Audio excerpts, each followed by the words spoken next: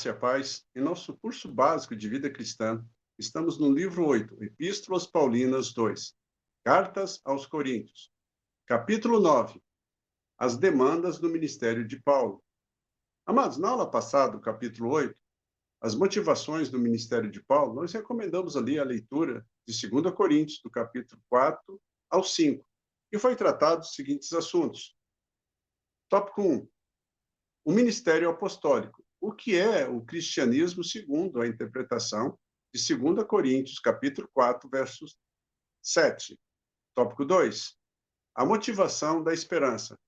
Qual o significado da morte e o propósito da reconciliação com Deus ensinado por Paulo? E hoje, no tópico 1, a conduta no ministério. Recomendamos aí a leitura de 2 Coríntios, capítulo 6 ao 7, versículo 1. Observe, no capítulo 6, temos o começo de uma série de exortações aos coríntios. Paulo dirige aos seus amigos em Corinto e mostra-lhes como podem defendê-lo contra as falsas acusações dos seus oponentes. Começa com um apelo para o exame da sua própria vida e da sua conduta no ministério. O perigo de dissipar a graça de Deus. Versículos 1 e 20. Mas observe, nós vimos aqui que um cristão pode recusar a graça de Deus, ignorá-la e tornando-a nula em sua vida, e, consequentemente, perdê-la. Que a graça da salvação, uma vez recebida, pode depois ser abandonada. Era uma realidade para Paulo. Portanto, ele exorta os crentes coríntios a não anularem a obra de Deus em suas vidas. Então, vamos entender um pouco mais. A graça de Deus em nós é definida como o desejo e o poder de fazermos a vontade de Deus. Paulo indica que ela pode ser resistida e tornada vã de duas maneiras. Primeiro, adiando a nossa resposta à graça que nos é concedida. E Paulo cita ali Isaías 49, versículo 8, e acrescenta no capítulo 6, versículo 2 de Coríntios. Eis agora o dia da salvação. Então, as pessoas, amados, podem negligenciar a graça que lhe foi ofertada. Seja a graça da salvação, que é o desejo e o poder de receber Cristo, ou a graça para dedicação e obediência a Deus, que é o desejo e o poder de realizar a vontade de Deus. Então, o desejo e a capacidade concedida por Deus crescerá ou diminuirá de acordo com a nossa atitude, a nossa postura.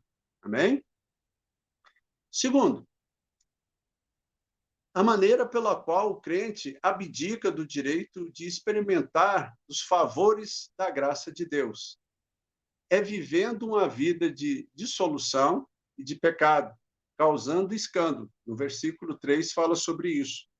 Então, uma vida de contínuo pecado e de constante comunhão com o mundo, sem dúvida, extinguirá o nosso interesse pelas coisas de Deus. E não há coisa que possa ser mais triste, amados, do que o estado do crente que já não tem mais prazer na lei, nas coisas e nos assuntos de Deus. Amém? Então, a graça de Deus no ministério e na vida cristã. Paulo acrescenta que não recebeu a graça de Deus em vão. Pelo contrário, não dando nós nenhum motivo de escândalo em coisa alguma, para que o ministério não seja censurado. Esse é o versículo 3. Entenda. Primeiro, as lutas do apóstolo Paulo, do versículo 4 ao 7. Paulo viveu de tal maneira que ninguém fosse escandalizado e impedido de vir ao Senhor pela sua maneira de agir. Tá? Então, Paulo provou ser um verdadeiro ministro de Deus no decorrer de todas as lutas que enfrentou. Ele foi fiel. foi fiel nas aflições, foi fiel nas privações, foi fiel nas angústias, foi fiel nos açoites, nas prisões, nos tumultos, foi fiel nos trabalhos, nas vigílias, nos jejuns, na pureza, no saber, na bondade e foi fiel no Espírito Santo, etc. Segundo, a reputação que ganhou, versículo 8 a 10. O ministério será julgado pelo mundo e por Deus. Entenda esse ponto, amado. Então, observe. O cristão, ele é observado do céu e da terra. Para quem que nós vamos pender? Nós queremos fazer a vontade de Deus ou a vontade dos homens? Assim sendo, a pergunta que todo cristão deve fazer a si mesmo é: como Deus me vê? Estou correspondendo à graça que me foi dada para agradar ao Senhor? Ele me vê crescendo na vida de oração, na pureza, no amor, na vitória sobre as aflições da vida? Amém? Então, tendo Paulo falado aos coríntios do seu ministério sem mácula e provado o seu amor para com eles, Paulo está agora em condições de adverti-los quanto ao perigo do mundanismo com que se defrontam,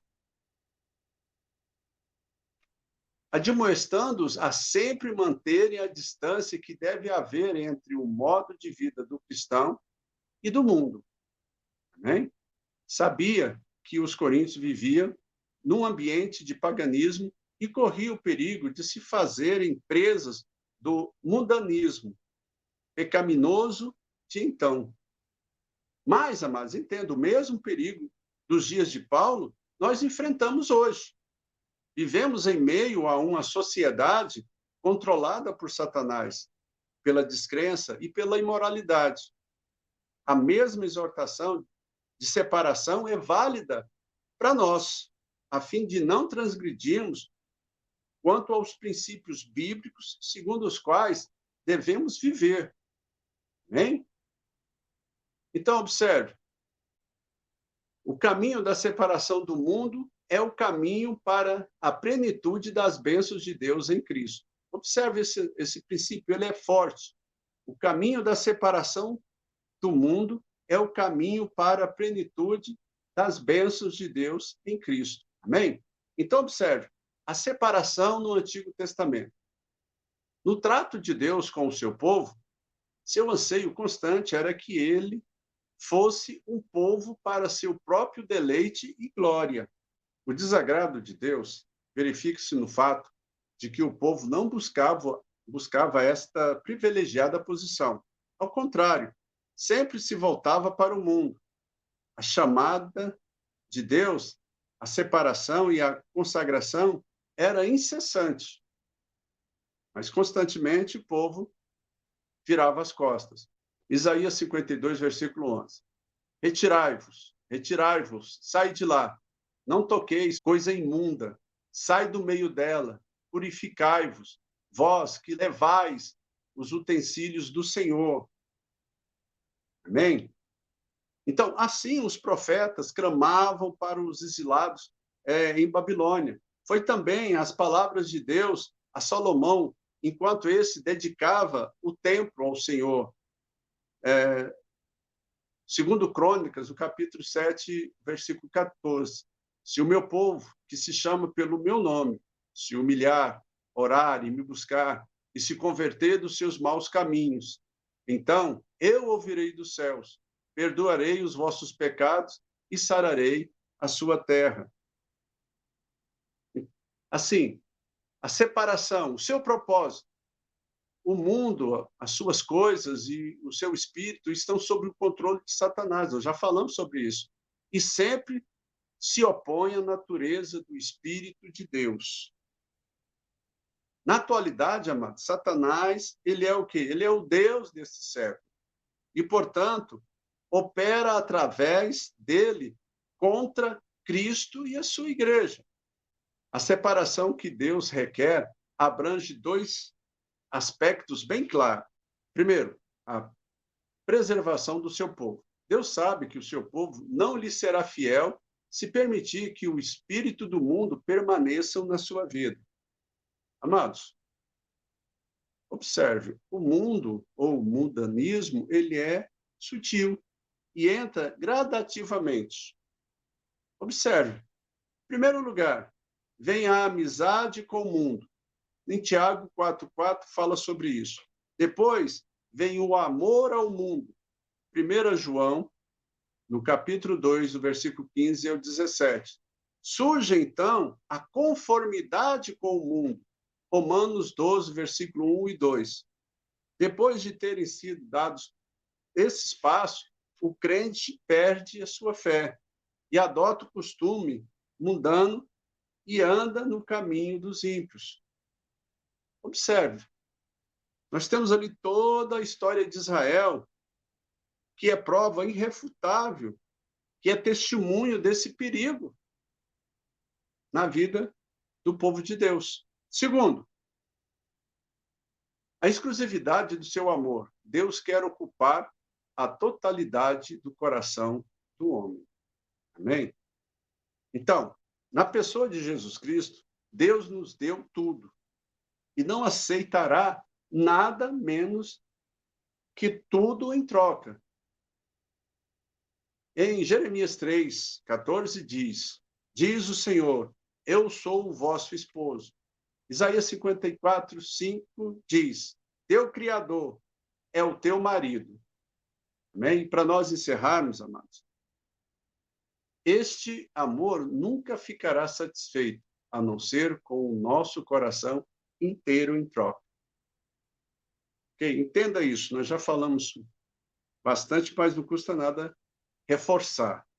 O crente recebeu a graça de Cristo, mas esta graça pode ser dissipada e anulada, caso ele se misture com o mundo. O homem tem que se entregar totalmente para Cristo, sujeitando-se à vontade de Deus. É assim que a santidade é aperfeiçoada no temor de Deus, amados. Amém? Então, na próxima aula, tópico 2, a separação, seu princípio e promessa. Então, nós não vamos continuar nesse assunto. Por isso, agora, nós recomendamos a leitura de 2 Coríntios, do capítulo 6, versículo 13, ao capítulo 7, versículo 1. E vamos responder as seguintes questões. Quais os dois argumentos em prol da separação apresentado por Paulo em 2 Coríntios, capítulo 6, versículo 13, e capítulo 7, versículo 1? O princípio da separação é uma questão externa ou uma questão do espírito? Amém, amados? Então, observe. Nesse estudo, nós vimos a questão da separação, e nós vamos gastar aí praticamente 2 lições para falar sobre isso. A importância que Paulo está dando de não misturar o santo com o profano, do homem buscar mais a presença de Deus, se afastar das questões do mundo. Né? Então, que nós aprendemos sobre isso tem que ser usado na nossa vida. E que nós temos que transmitir isso para outras pessoas. Pregar o evangelho, anunciar, falar do amor de Deus por elas. Não devemos perder tempo, porque o Senhor já às portas. Né? Os sinais estão comprovando isso, que ele está voltando para buscar a sua noiva. Amém? Bom, se você gostou, deixa aí o seu like. Se você tiver dúvida sobre esse assunto, vai ali nos comentários, deixa a sua pergunta. Né? Vamos dirimir todas as questões, amados, para que nós possamos crescer em conhecimento e graça. Amém? Então, que Deus abençoe e até a próxima aula.